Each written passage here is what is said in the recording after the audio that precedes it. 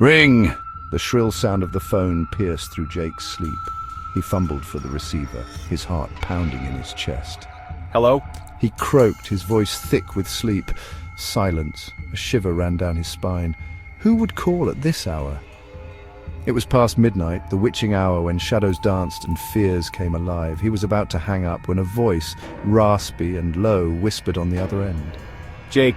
The voice sent chills down his spine. It sounded familiar yet distant, like an echo from a forgotten nightmare.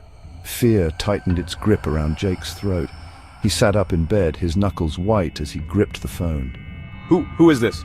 He stammered, his voice barely a whisper.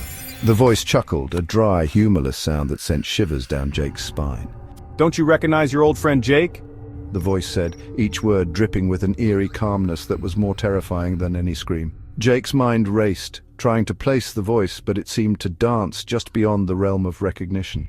The line crackled with static, each pop and hiss amplifying the tension that hung heavy in the air. 1,000 possibilities, each more terrifying than the last, flooded Jake's mind.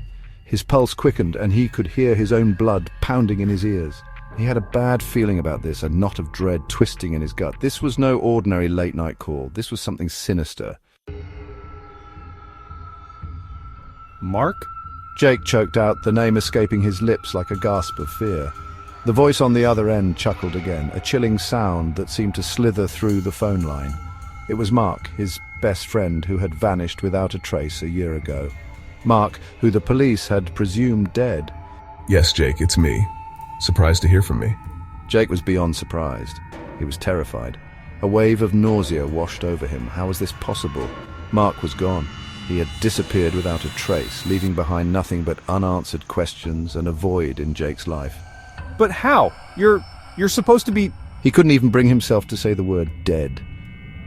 It was too horrific, too final, and yet here was Mark's voice as clear as day, slithering out from the phone receiver.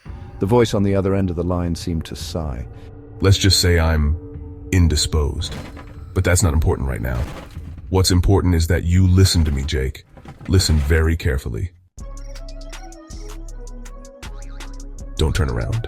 Mark's voice hissed, the playful tone gone, replaced by a chilling urgency. Jake froze. His heart pounded against his ribs. He was alone in his apartment. Who was he supposed to turn around and look at? What are you talking about, Mark? Who's there? Just do as I say, Jake. Don't turn around. Whatever you do, don't turn around. Fear coiled around Jake's chest, squeezing the air from his lungs. He wanted to hang up, to pretend this was all a bad dream. Why, what's going on? The silence stretched between them, thick with unspoken fear and a growing sense of dread. Each tick of the clock seemed to amplify the tension, the silence screaming louder than any words could. Just trust me, don't turn around. And Jake? His voice trailed off, the silence pregnant with unspoken fear. Jake held his breath, every nerve ending on high alert. Yes? I'm right behind you. The words were soft, almost a whisper. They hung in the air, heavy with dread. Jake's blood ran cold. He felt a chill, a whisper of icy air against the back of his neck. The phone slipped from his grasp, clattering to the floor.